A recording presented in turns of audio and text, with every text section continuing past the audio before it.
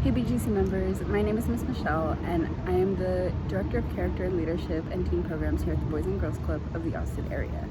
Today I want to talk to y'all about how to handle conflict. It took me a long time to practice how to use my communication skills to have productive conversations, especially when I'm in a disagreement or experiencing conflict with somebody that I care about. So today I want to talk to you about 3 different ways that you can handle conflict to have productive conversations when you're experiencing a disagreement. So one problem that happens when we are having conflict with someone is that we focus on the person we are fighting with. We start attacking this person, we start getting upset at them. I'll give them a little hat. But we, attack this person. We say, you're the reason why we're in this conflict. One of the things that you can do to improve your communication is to focus instead on the problem. The problem is what you are fighting about or what you are in conflict about. So you want to focus on the problem, not the person that you're fighting. The reasons that we start attacking the people that we're arguing with is that we become defensive. So we get really scared and start having to defend ourselves in conflict. But one of the things I want to challenge you to do is to think about, why am I defending myself? And why might the other person I'm fighting with be defending themselves? So ask, why are we defending ourselves?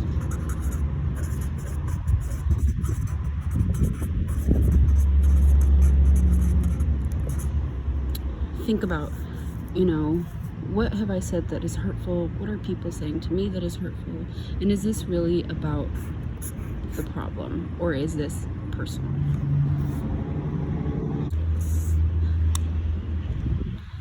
Lastly, when we're in conflict, our anger is heightened. We are on fire. We're thinking, the first thing that comes to mind, and usually this results in us acting impulsively.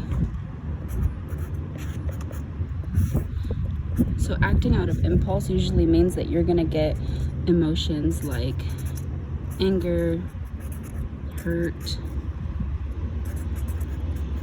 sadness.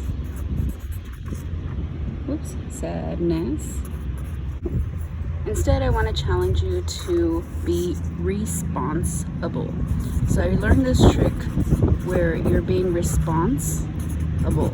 And I know that that's not how you spell responsible, but it's reminding you, you're trying to respond to the situation, not act impulsively out of these emotions, right? So you want to be responsible. So now that we've talked about the 3 ways to handle conflict better, I want to review them and then go over ways to practice that. So the first one was focus on the problem, not the person. Ask yourself, why am I being defensive, and why is the other person being defensive, instead of just defending ourselves. And the third way is to be responsible instead of being impulsive. So a way to practice the first one is to ask yourself, am I fighting with you as a person, or are we fighting against a problem? Right? So practice that to yourself. Are we fighting against each other, or are we fighting against a problem?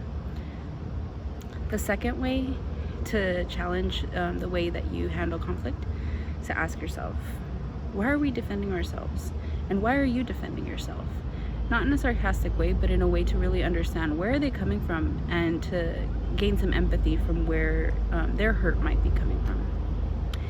And the third way is to be responsible, right? So we're not acting out of impulse. Maybe that means, hey, I need to take a second to process what we just talked about, and I will come back when my emotions aren't so heightened. So you can practice saying, I'd like some time to think about this, and be responsible about the way I respond to you. So that's all for this video. I hope that you all practice these ways to communicate and have conflict in a productive and efficient way. Usually practicing these things for me means that my conversations are a lot less heated, a lot less emotional, and we're able to focus on the problem instead of just fighting each other with people.